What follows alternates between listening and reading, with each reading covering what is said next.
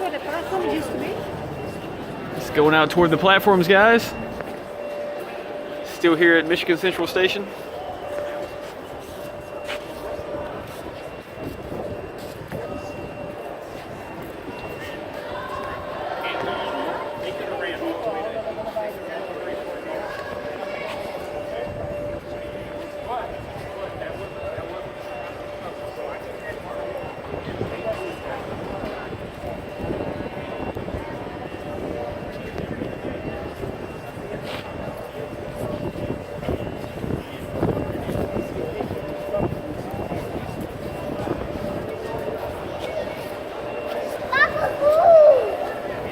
One interesting fact about the Michigan Central Station is the upper stories. If you see the photos I posted, huge building, but the upper stories were never occupied, even from the time it was built until the time it was closed.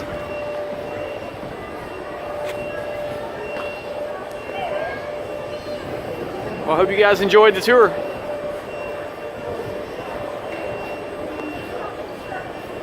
See y'all later.